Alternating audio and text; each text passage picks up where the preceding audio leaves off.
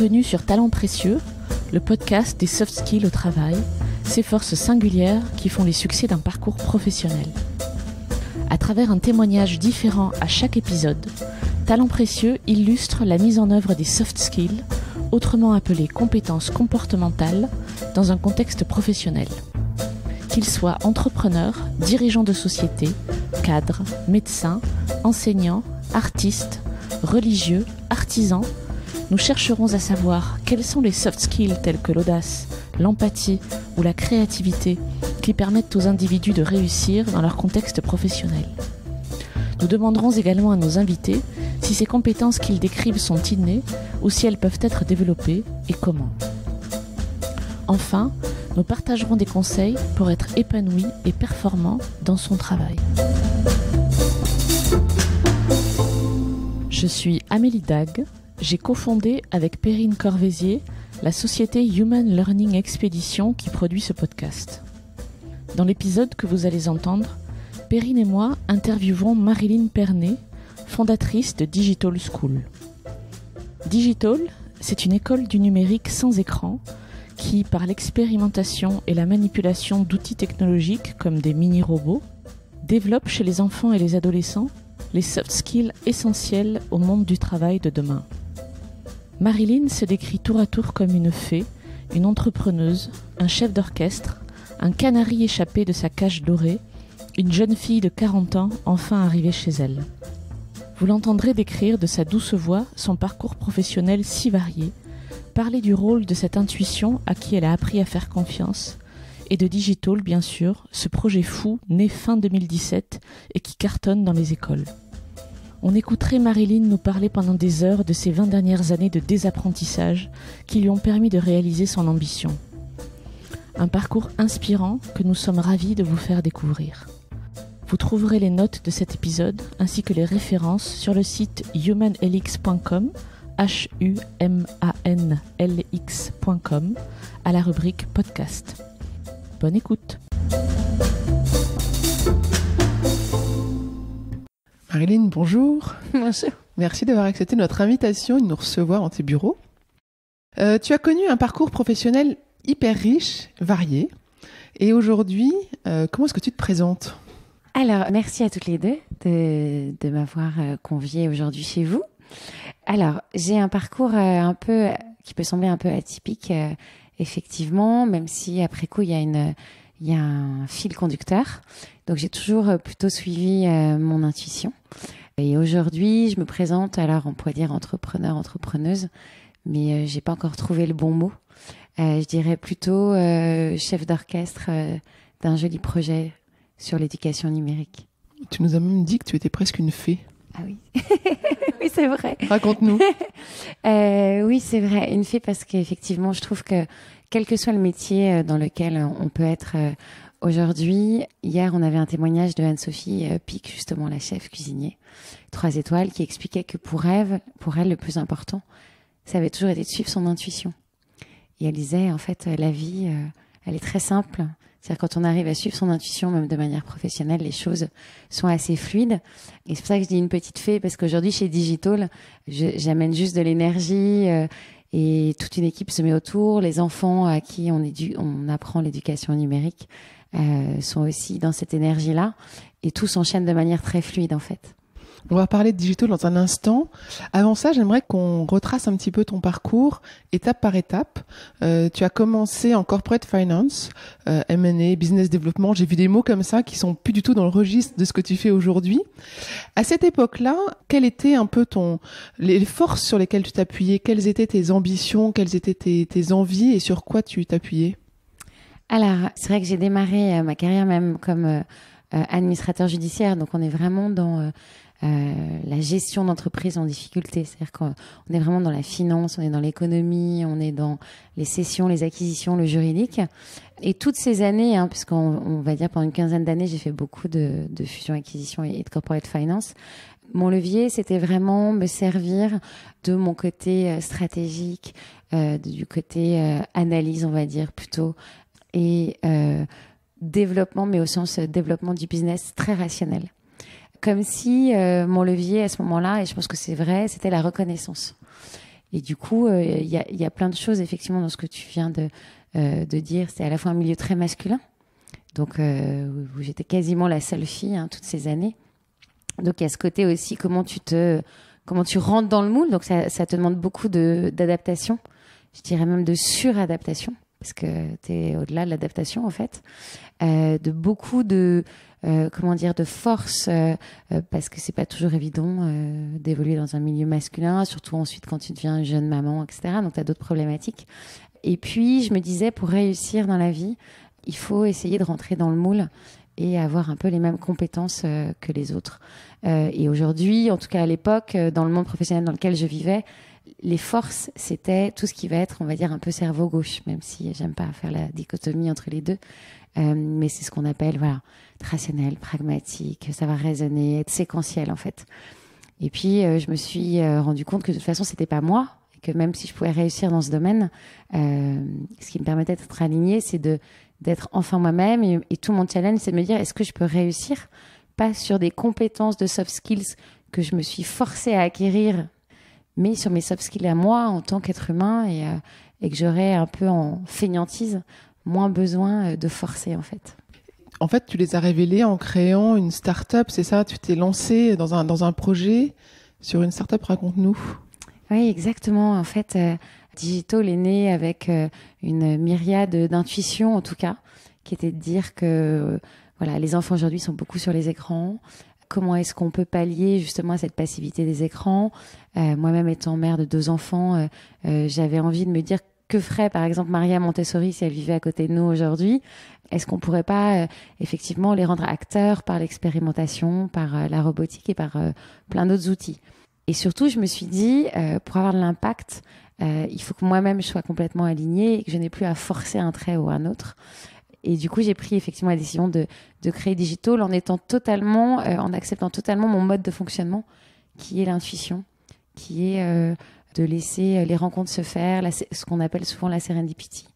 Et jusqu'à présent, ça fonctionne plutôt très bien. C'est pas ton premier projet de start-up, t'en as une autre avant ça, dis-nous. Oui. Tu l'as caché. Oui, j'en avais créé une autre en 2009, qui a pris forme en 2010. Donc à l'époque, j'étais chez Paprec. Je faisais du corporate finance. Je faisais une levée de fonds.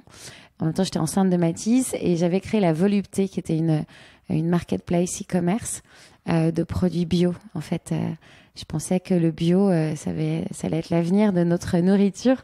Mais en 2010, c'était un peu en amont et un peu trop en avance pour le coup. Et surtout, j'ai réalisé que tu pouvais pas créer toute seule dans ton coin. C'est-à-dire qu'à l'époque, j'étais déjà chez Paprec, j'étais enceinte, donc je faisais ça la nuit, les week-ends. Et c'était un super beau projet, la Volupté. Je pense qu'aujourd'hui, il cartonnerait. Mais ça m'a permis de comprendre qu'en fait, tu fais rien tout seul. Et que tu peux pas baser la création d'une entreprise uniquement sur des soft skills qui seraient, toujours être dans le pragmatique, le rationnel et pas être aligné avec toi-même. Je sais pas si c'est très clair. Donc c'était une start-up trop tôt dans son secteur, oui. Et pour toi aussi probablement. Exactement. Ça t'a appris, ça t'a fait mûrir pour ta seconde start-up qui est Digital. Exactement. Entre les deux, tu as été travailler sur l'aspect humain, ou en tous les cas, dans une autre grosse entreprise. Qu'est-ce que tu as développé chez Valtus? Alors, chez Valtus, c'était une très bonne expérience parce que au départ, chez Valtus, ce que je voulais tester, parce que nous, les femmes, on tique toutes les cases avant de se lancer souvent, je voulais tester ma capacité à vendre. C'est-à-dire qu'à un moment donné, quand tu as l'idée de créer une start-up, je pense que le plus important, c'est de savoir vendre. Et je me disais, est-ce que tu sais vendre? Et en fait, Valtus m'a permis de prendre confiance en moi sur cet aspect-là, en fait, vraiment, parce que tu es dans le grand bain, tu as un chiffre d'affaires, une marge à faire tout seul, en partant de rien avec ton téléphone. Du coup, ça m'a permis d'avoir confiance en moi sur cet aspect-là. Et sur le côté humain, le métier de Valtus, c'est effectivement de sourcer des managers de transition, donc des talents, pour les mettre au service d'entreprise. Chez Valtus, on avait une équipe de sourcing de RH effectivement très processée qui permettent de rencontrer les meilleurs talents pour les mettre sur les meilleurs, avec les meilleurs clients. Et c'était assez intéressant parce que tu avais une équipe de 5-6 personnes qui passait effectivement sa journée à rencontrer des managers de transition, les rater, prendre leur expérience, les interviewer. Et ensuite, l'associé donc avait plus qu'à choisir entre 2 ou 3 CV. Et puis suivre effectivement la recommandation de la sourcing de la sourceuse en RH. Et en fait, moi, c'était un nouveau monde pour moi. Donc, effectivement, j'ai jamais fait de RH ni d'humain. Et du coup, j'avais un mal fou pour passer par nos équipes de sourcing. Et en fait, ce que je faisais, c'est que je rencontrais directement les managers de transition. Et en quelques secondes, j'étais capable de me dire c'est celui-là, c'est celui-là. Et on a un exemple assez drôle, c'est que sur une dizaine de CV, une personne de l'équipe me dit voilà, il faut que tu prennes celui-là. Et je lui dis mais non, moi c'est celui-là que je veux voir. Je lui dis oh là là, mais non, mais pas du tout, ça collera pas. Et je lui dis si, je suis sûre que ça collera. Et effectivement, j'ai fait rencontrer directement le dirigeant et le manager, c'est-à-dire que je n'avais vu ni l'un ni l'autre. Ça a matché tout de suite, ils ont signé et le lendemain c'était parti. Donc voilà, c'était assez dans les soft skills en fait, ce qui te permet de te dire que tout ça reste de l'humain, de ton intuition, du ressenti. Et c'est souvent ce qui va plus vite parfois, en tout cas que le process.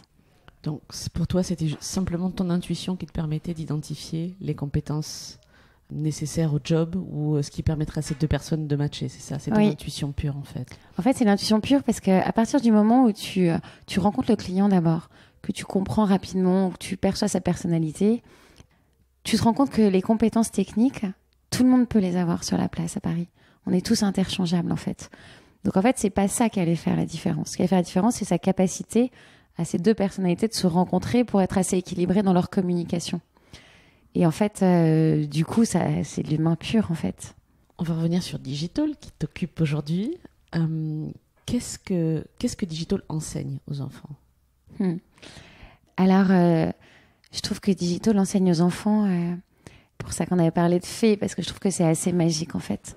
Digital leur permet déjà de découvrir que tout ce qui est tech, c'est pas magique. C'est-à-dire que quand c'est eux qui prennent, là on a un petit Ozobot, ils le font fonctionner en l'expérimentant avec leur propre code couleur, etc. Ils découvrent qu'ils sont acteurs de quelque chose. Donc déjà ça, c'est chouette. Ensuite, ils découvrent qu'avec Digital, ils travaillent en collaboration les uns avec les autres. Donc ils découvrent qu'on n'est pas tout seul derrière un ordi, loin de là, qu'on co-crée tous ensemble. Je trouve que cette co-création, c'est important pour eux et pour leur manière de voir leur métier de demain. Parce que demain, tout ce qu'on sait, c'est que ce serait important de co-créer tous ensemble, d'être dans le collaboratif. Ça leur permet aussi de réaliser qu'en expérimentant avec les mains, ils apprennent aussi beaucoup plus vite que de manière conceptuelle. Et en fait, moi je trouve ça magique. Et aussi, visiblement, c'est un peu l'école qu'on aurait, je pense, toutes aimé avoir. Où en fait, tu peux apprendre en fabriquant une guitare en carton avec le plus petit ordinateur du monde dedans à faire de la musique. Et donc, comment tu peux allier dans leurs compétences, en tout cas leurs soft skills, les arts, les mathématiques, l'ingénierie, la tech, et tout ça en mode collaboratif. Du coup, on parle des soft skills parce qu'effectivement, c'est le thème. Je trouve que ça leur permet d'avoir plus confiance en eux. Pourquoi? Parce qu'on n'est jamais dans l'échec. Ils testent. Et s'ils ne réussissent pas, ils recommencent. Il n'y a pas de « oh là là, c'est horrible, c'est pas bon ce que tu as fait, c'est nul, c'est zéro ». Donc en fait, ils acquièrent confiance en eux. Et en acquérant confiance en eux, ils acquièrent de l'autonomie. Et quand ils acquièrent de l'autonomie, ils se sentent capables d'eux en fait. Et c'est ça que je trouve magique chez Digital. Est-ce que tu peux nous expliquer concrètement comment fonctionne Digital? Vous intervenez dans des écoles, dans des classes déjà constituées, c'est ça? Sur des sessions qui durent combien de temps? Alors en fait, comme tu le sais, sur une start-up, tu apprends à courir tous les jours de plus en plus vite. Au départ, l'idée, c'était on va être dans les écoles sur le temps périscolaire uniquement. Aujourd'hui, on est sur le temps périscolaire. Donc, ça peut être 1 heure par semaine de la grande section au lycée. Et on intervient également, on a la chance d'intervenir sur le temps scolaire. Typiquement, la semaine dernière, dans une école, donc à Lübeck, il y avait 3 classes de CE2. On a remplacé la maîtresse du lundi au vendredi sur le temps scolaire, non-stop. C'est une vraie chance, parce que pour l'instant, ça n'existe pas en France. On était les premiers à le faire, de pouvoir intervenir sur le temps scolaire, oui. Vous ne leur apprenez pas nécessairement à coder, en fait. Vous leur apprenez à manipuler la tech, c'est ça? Oui, en fait, la vision, c'est que coder, aujourd'hui, ça veut tout et rien dire. Le coding, pour le coding, ça n'a aucun sens. Tu peux pas apprendre à des enfants à coder. C'est un business. Peut-être que demain, il y aura 50 clubs coding. Je dis n'importe quoi, comme il y aura 50 ventes de cigarettes électroniques, tu vois. L'intérêt, c'est pas de les mettre derrière un ordi pour coder. L'intérêt, c'est leur développer leurs soft skills qui sont liés justement aux nouvelles technologies. C'est-à-dire que demain, on ne connaît pas leur métier. Tout ce qu'on sait, c'est qu'il y aura beaucoup de tech, il y aura de l'IA, il y aura des robots qui seront dans ce monde-là. Et on se dit que les compétences, les soft skills qu'ils devront développer, c'est justement pouvoir travailler ensemble, ce qu'on disait, avoir confiance en eux et donc être acteurs. Le reste, ils auront tous les mêmes compétences techniques ou les robots le feront à leur place de toute façon. Donc nous, ce qu'on dit, c'est qu'on voudrait qu'ils puissent développer leur capacité à être encore dans l'intuition et la créativité. Et tu pourrais me dire, mais c'est complètement antinomique en fait, avec la tech. Et en fait, pas du tout. Du coup, ce qu'on essaye de faire avec les élèves de Digital, c'est effectivement se dire comment on fait pour qu'ils restent des êtres humains dans les 50, 60, 70 prochaines années, en gardant leur côté intuitif et collaboratif. C'est ça en fait qu'on leur enseigne. Coder pour coder, c'est pour leur apprendre des lignes de programmation par Java. Ça n'a pas d'intérêt plus que ça parce que, un, t'en feras pas des développeurs. Deux, Java, dans 3 ans, ce programme, ce langage n'existera peut-être plus et on sera encore passé sur autre chose que Python, donc ça n'a pas de sens du tout. Digital existe depuis 1 an, c'est ça? Oui, 7 mois, enfin 8 mois, c'est d'accord. ça. Quel retour vous avez pour l'instant, à la fois des élèves, des parents, des profs, de tous les interlocuteurs? Alors, ça, c'est assez drôle parce que du coup, on a beaucoup de chance. Les enfants, évidemment, trouvent ça magique parce que, tu vois, je reprenais l'exemple d'un petit garçon qu'on avait dans une classe qui était autiste et je m'en étais pas rendu compte. Je me suis rendu compte au milieu de la semaine alors que généralement, je fais très attention aux enfants. Donc, j'étais ennuyée de ne pas avoir réalisé la différence. Et en fait, la maîtresse m'a expliqué qu'il n'y avait pas de différence parce que cette semaine-là, sur ce temps de programmation sans écran, il était devenu un petit garçon comme les autres. Et ce retour était juste extraordinaire de voir cet enfant communiquer avec les autres, de prendre confiance en lui.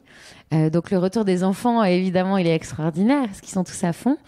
Les parents, les parents, on voit pas forcément leur retour parce qu'ils sont pas dans les écoles. On les a vus puisque là, on est dans des kermesses où on présente nos ateliers.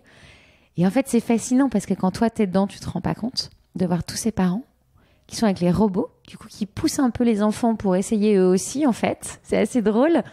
Et quand ils ont les robots en main, tu vois, ils ont les yeux qui brillent et ils te disent, mais c'est génial, mais pourquoi nous, on n'a pas fait ça et on aimerait faire ça. Donc voilà, je pense qu'il y a aussi des ateliers peut-être ludiques à faire avec les parents sur l'expérimentation des robots. Quant aux enseignants, on a eu un retour très précis, et notamment des 3 enseignantes sur le temps scolaire, parce que pour nous, c'est vraiment un test pilote. Alors, elles ont été évidemment enthousiastes. L'année d'avant, elles avaient fait un stage, mais dans des locaux extérieurs, où les enfants avaient passé une semaine à faire du codage, comme tu le dis, derrière un ordinateur, sur Scratch. Et en fait, les enfants étaient enfermés toute la semaine, 6 heures par jour, tout seuls derrière un ordi. Simplement, le vendredi, les enfants avaient juste mal à la tête avec des envies de nausée, tellement qu'ils étaient pas bien, en fait. Donc déjà, sur la méthode qu'on a appliquée, notre pédagogie, qui est vraiment basée, comme j'ai essayé de l'expliquer tout à l'heure, sur l'expérimentation, être tous ensemble, le toucher, etc., et sans écran, elles ont trouvé ça effectivement extraordinaire. Et ma question était de leur demander, mais est-ce que vous pensez que justement, le fait qu'on leur apprenne à programmer, c'est-à-dire la robotique, la logique, la notion d'algorithme, etc., sans écran, est-ce que vous pensez, vous, en tant qu'enseignante, que ça leur a apporté des compétences, qui est notre obsession, en fait? Et elle nous a dit, vous avez apporté plus que des compétences parce que ça nous a permis d'enlever une partie du programme que vous avez fait. Et c'était magique de se dire qu'on avait réussi, en leur faisant expérimenter par le biais des robots, à acquérir des compétences en français, en mathématiques, puisqu'on met une méthode Singapour dans nos contenus pédagogiques, du déplacement dans l'espace, de l'anticipation et des notions des premiers algorithmes. Donc en fait, sur les compétences attendues par l'éducation nationale à cet âge-là, on avait plus que rempli les critères parce qu'elle ne s'attendait pas à en avoir autant. Et elle me disait que sur les compétences acquises en termes de collaboration, d'autonomie, elle rêve en fait, et c'était le meilleur retour, je pense, de pouvoir exploiter cette pédagogie de STEM Education, en fait, toute l'année dans leur classe. Qu'est-ce que tu apprends, toi, au contact des enfants? Ah là, j'apprends tellement de choses. Déjà, tu apprends que c'est comme si tu prenais enfin aussi du recul sur toi. C'est-à-dire que tu n'es plus du tout dans l'ego, parce que de toute façon, tu es déjà en mode, tu es auprès de la nouvelle génération. Tu vois, c'est pas toi qui es sur scène, en fait. Ça, c'est aussi magique, parce que tu n'as plus ce besoin de levier de reconnaissance. Donc en fait, t'es juste là à te dire, c'est extraordinaire de pouvoir former un peu, entre guillemets, la jeune génération. Et puis tu te projettes. Donc tu te dis, mais attends, c'est eux l'avenir, c'est eux qui vont changer le monde demain. Donc ce côté-là de petite fée, il est juste magique. Donc je pense que t'apprends l'humilité aussi beaucoup, t'apprends à écouter, t'apprends à t'adapter aussi en permanence sur leurs besoins, à observer, à comprendre comment ils fonctionnent, ce qu'attendent les enseignants. Je crois que j'ai jamais autant appris que voilà, ces 8 derniers mois, en fait, même sur toi. Même si t'as des doutes toujours, tous les jours, t'apprends à essayer à t'équilibrer aussi là-dessus. J'aimerais te poser la question sur les adolescents, parce que tu m'as parlé d'enfants, de CE2, et les adolescents qui ont des portables, qui sont devant des écrans, qui ont été quasiment habitués toute leur vie à vivre avec des écrans. Est-ce que tu appliques la même méthode de la programmation sans écran aussi avec eux, et comment est-ce qu'ils réagissent ? Alors, c'est une super bonne question, parce que effectivement, tu as raison. Nous, on réalise que grande section de maternelle et les primaires, en fait, les enfants, tu as de plus en plus de parents, donc je dirais 50%, qui leur interdisent les écrans. Donc, tu vois, le balancier est reparti dans l'autre sens. Bam. Donc, sur cela, c'est assez facile d'avoir la chance qu'ils soient vierges d'écran et que le jour où ils démarrent, c'est avec nous, tu vois. C'est juste extraordinaire. Sur les collégiens, hier, j'étais avec des collégiens parce qu'on en a beaucoup. Alors, déjà, tu réalises que ceux qui viennent chez nous, c'est déjà des ados qui ont une appétence pour la programmation, la robotique. Donc, c'est déjà des ados qui savent faire la différence entre jouer à un jeu vidéo et programmer. Et du coup, hier, je discutais avec eux et je leur disais, mais qu'est-ce que vous faites chez vous avec les écrans, etc. Et c'était intéressant. Et ils me disaient, ça dépend, mais bon, là, les parents, en ce moment, ils sont beaucoup plus sévères sur le sujet. On ne sait pas ce qu'il leur a pris. Ils nous ont collé des règles avec un temps tous les soirs, etc. Et ça, c'est des choses que je n'entendais pas, tu vois, il y a 7 mois. Donc, tu sens déjà que les parents, avec en plus ce qu'on a vu il y a quelques jours, que l'addiction aux jeux vidéo était devenue reconnue comme une maladie mentale, tu vois bien tous les parents ont la même problématique. Donc, chacun cherche des solutions. Donc, effectivement, sur les ados, tu as ceux qui sont à 100% passifs, qui sont sur les réseaux sociaux, etc. Ce qu'on fait, nous, c'est que à chaque démarrage de cycle, on leur pose des questions. Et comme on n'est pas les parents, et que c'est les geeks qui leur posent la question, ils répondent de manière très ouverte. Donc, par exemple, quand ils nous disent « oui, nous, on passe 100% de notre temps sur les réseaux sociaux », tu peux être sûr que la semaine suivante, on fait un petit spot sur « alors, les réseaux sociaux ». Qu'est-ce que ça fait quand tu mets une photo sur Instagram ? Où est-ce qu'elle va ta photo ? Et du coup, on les fait raisonner sans leur dire là c'est horrible, c'est interdit, parce que sinon, non, ils le feront pas, de culture numérique, en leur présentant un peu les dangers aussi, pour qu'ils puissent se dire attends, je suis une ado, j'ai 15 ans, je me mets en photo en maillot de bain avec mes copines. En fait, c'est pas juste mes amis qui vont la voir. Où est-ce qu'elle va cette data ? Où est-ce qu'elle est sauvegardée ? Qui peut la voir ? On peut même savoir là où je suis. Ce que beaucoup d'ados ne savent pas, par exemple, tu vois, la localisation.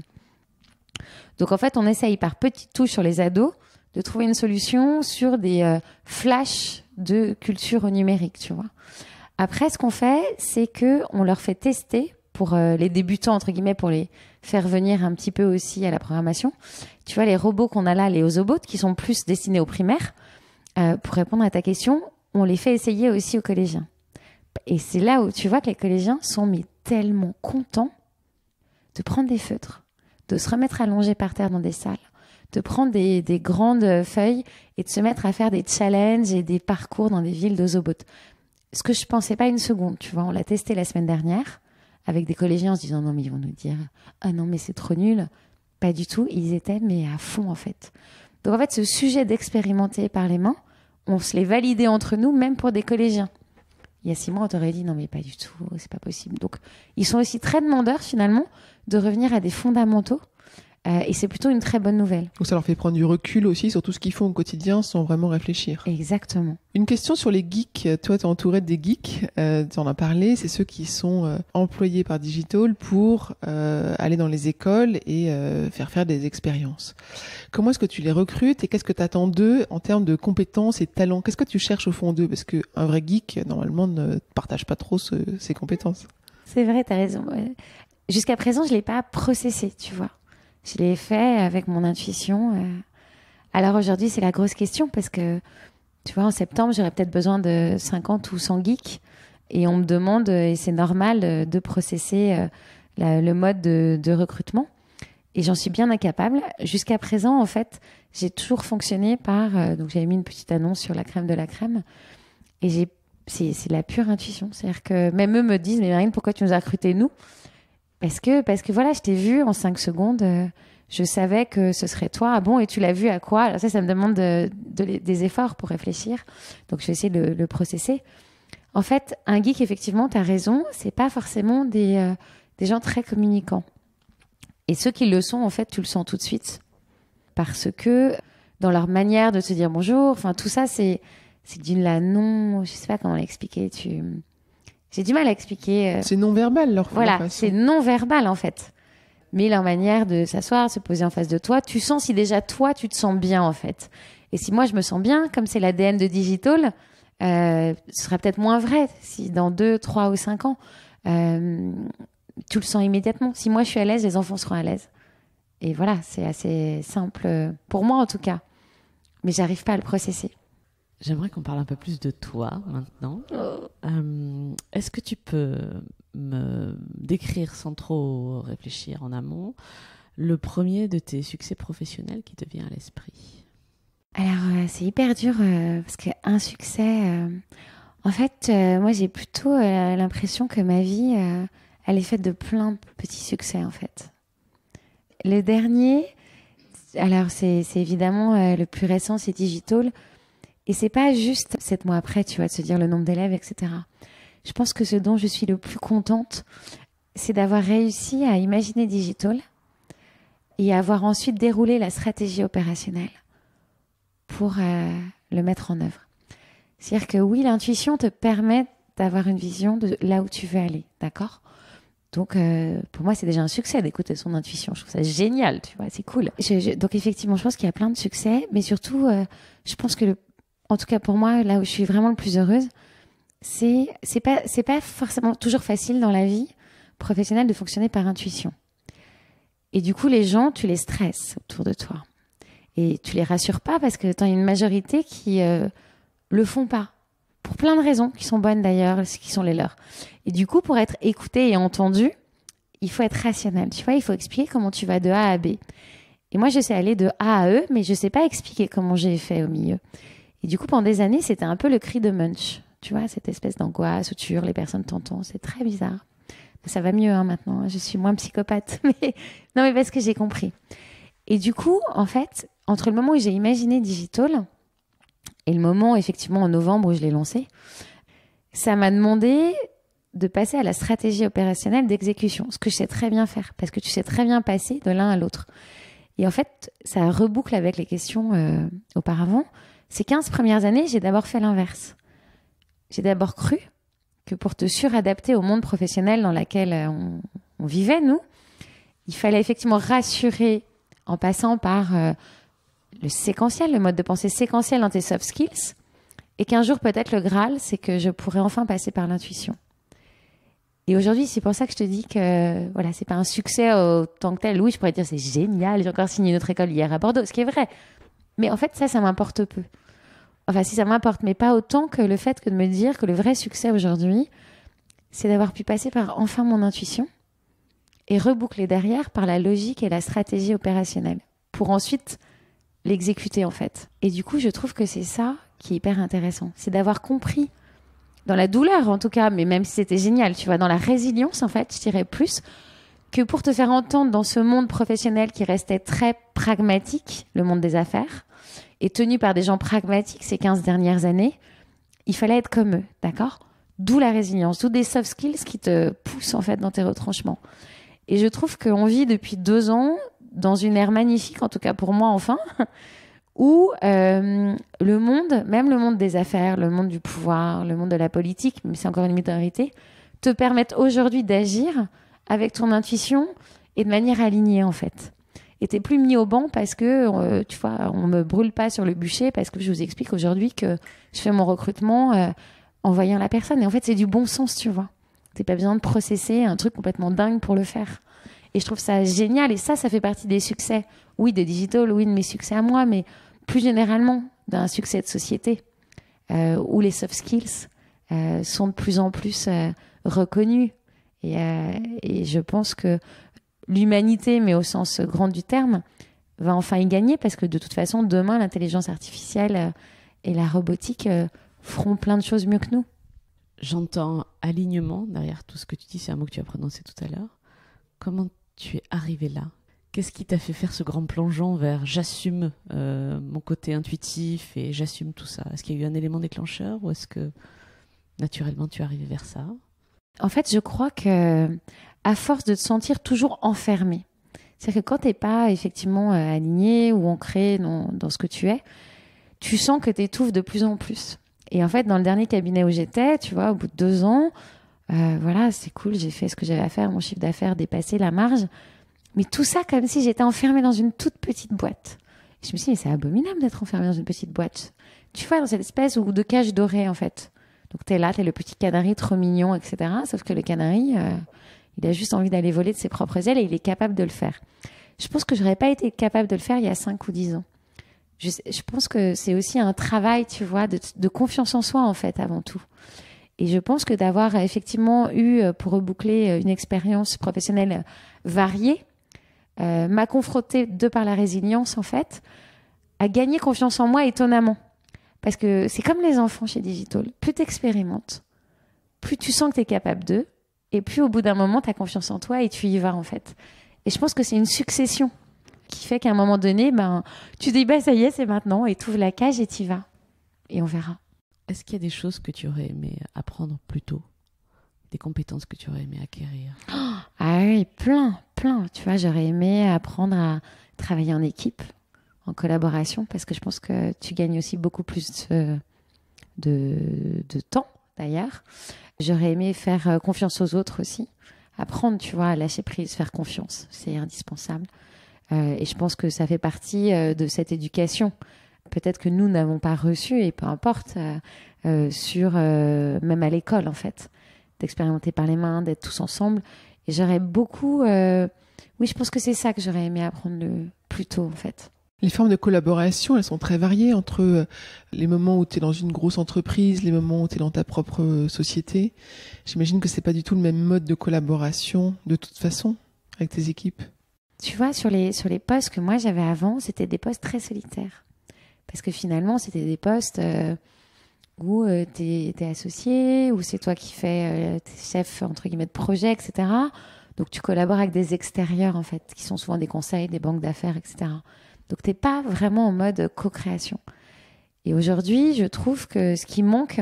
Alors, nous, chez Digital, c'est différent parce que, comme je le crée, la co-création, elle se fait de manière très fluide, en fait. C'est extraordinaire. Tout le monde prend un projet, on bosse ensemble. Mais je pense que ce qui serait intéressant, c'est dans les grands groupes ou les ETI, pouvoir bousculer tout ça, mais pas juste de manière superficielle. C'est-à-dire prendre des équipes en main, des cadres, les faire expérimenter ensemble avec les mains, comme s'il fallait éraser un peu ce qu'ils avaient connu et les faire redémarrer un peu comme les enfants. Parce que sinon, l'idée, c'est que sur tous ces groupes qui ont la transformation digitale et qui pensent qu'il suffit d'aller mettre un site web, ouvrir le dernier outil du CRM ou d'aller décrocher le meilleur CTO qu'on va chercher à l'étranger, ça ne fera pas une transformation digitale dont ils ont besoin. Ce dont ils ont besoin, c'est de changer et de mettre en place des soft skills, en tout cas, chez leurs managers. Et pour ça, il n'y aura pas d'autre façon que les faire reprendre à zéro. Et donc, par les mains, l'expérimentation ou des ateliers avec vous. On est bien d'accord. Quel conseil donnerais-tu à quelqu'un qui entre sur le marché du travail aujourd'hui ? Tu disais justement qu'on n'avait pas forcément eu, nous, notre génération, l'éducation nécessaire au monde du travail d'aujourd'hui. J'interprète, mais c'est ce que j'ai entendu. Qu'est-ce que tu conseillerais du coup à quelqu'un de plus jeune ? Au-delà de l'audace, évidemment, et la confiance en soi, effectivement, se former. Aujourd'hui, tu peux tellement apprendre partout, sur n'importe quel outil d'ailleurs. Donc, c'est vraiment continuer à être curieux, et jamais rien lâcher, et jamais penser que son métier est acquis. Être toujours en mouvement, en fait. C'est indispensable. Et tu l'encouragerais à changer de métier ou c'est changer de centre d'intérêt, changer de champ de compétences, d'essayer de développer des nouvelles choses ? Je pense que le plus important, c'est développer ses compétences, quelles qu'elles soient. Et surtout, effectivement, ses soft skills. C'est-à-dire se dire, essayer d'en repérer une, se dire, voilà, peut-être que j'ai celle-ci, m'en servir. Une fois que tu as confiance en toi sur celle-ci, essayer d'en déployer une autre. Et tout ça est assez logique, même si depuis tout à l'heure on parle d'intuition, mais l'un n'empêche pas l'autre en fait. Moi, j'aimerais savoir comment est-ce que tu te ressources. Parce que quand tu as ta société en développement, comment est-ce que tu arrives à reprendre ton alignement, te retrouver avec toi-même pour te ressourcer, retrouver des idées ou juste te reposer? En tout cas, ce qui est sûr, c'est que c'est pas le week-end, parce qu'avec les enfants en bas âge, je crois que c'est pire que la semaine. Et du coup, ce que je fais, c'est que, je me disais ça ce matin, dans mon agenda, il y a très peu de choses décrites, à part les rendez-vous voilà, très factuels. Et en fait, dans la journée, tu vois, hier, j'avais besoin de prendre l'air et j'ai été marcher 1 heure, je me suis arrêtée au Louvre.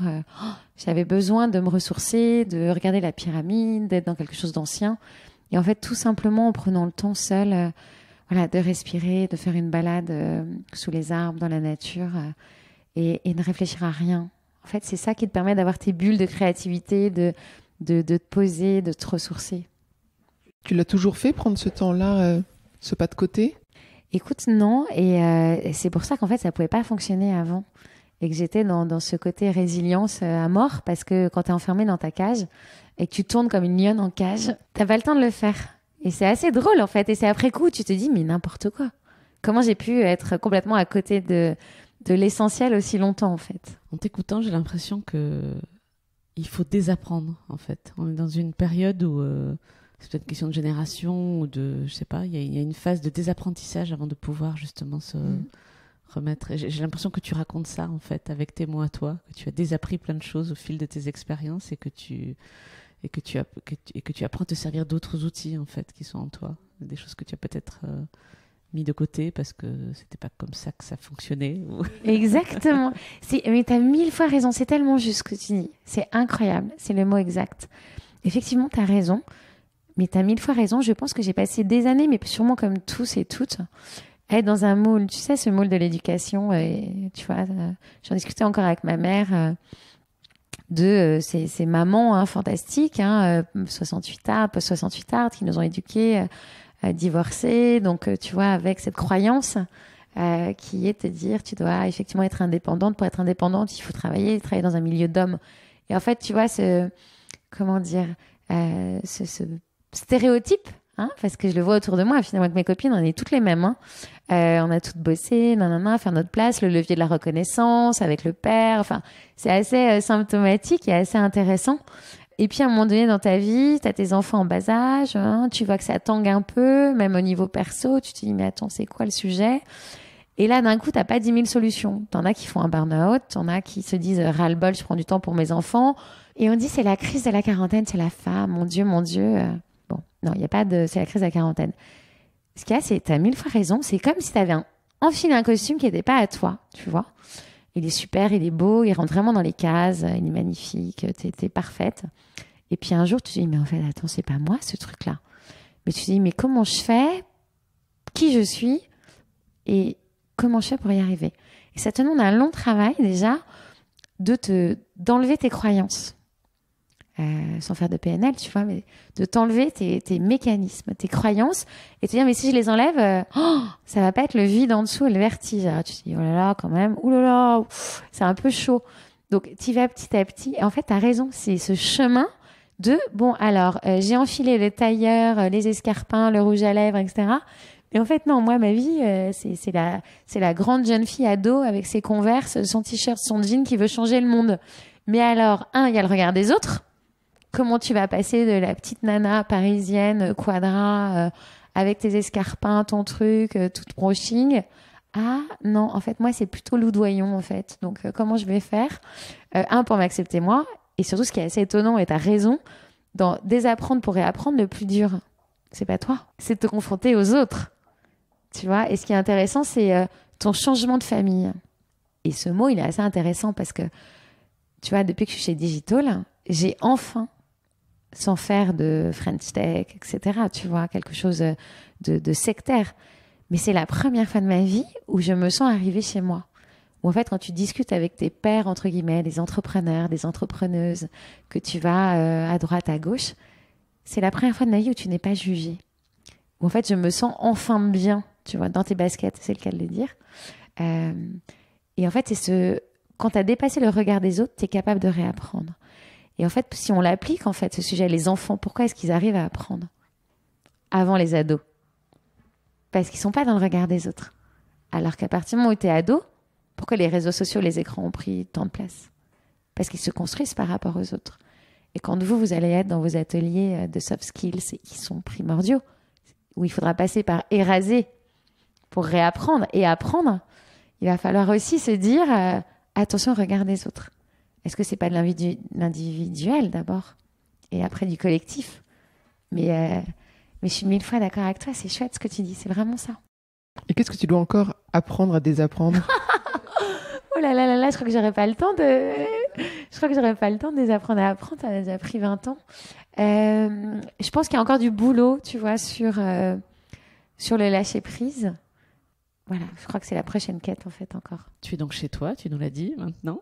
Ça y est, tu as trouvé ton chez toi après avoir voyagé pendant quelques années. Qu'est-ce qu'on peut te souhaiter pour la suite? Écoute, moi, ce que j'aimerais le plus au monde, c'est qu'on puisse continuer à décupler cette intuition. C'est-à-dire que se dire que, je suis pas la seule porteuse de cette intuition, que ce soit chez Digital ou ailleurs, que dans les équipes qui nous rejoindront, ce soit vraiment l'ADN en fait. Parce qu'en portant ce petit drapeau, on va aussi le porter auprès des enfants.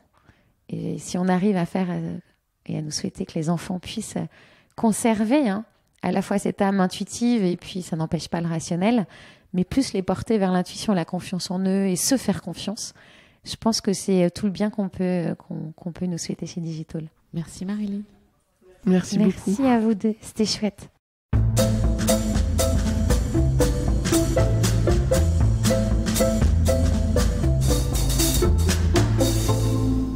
J'espère que vous avez apprécié ce podcast autant que nous avons aimé le préparer et l'enregistrer.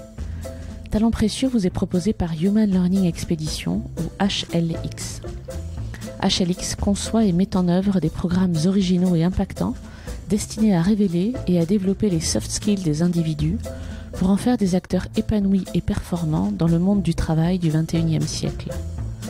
Pour en savoir plus sur HLX, connectez-vous sur humanlx.com, humanlx.com,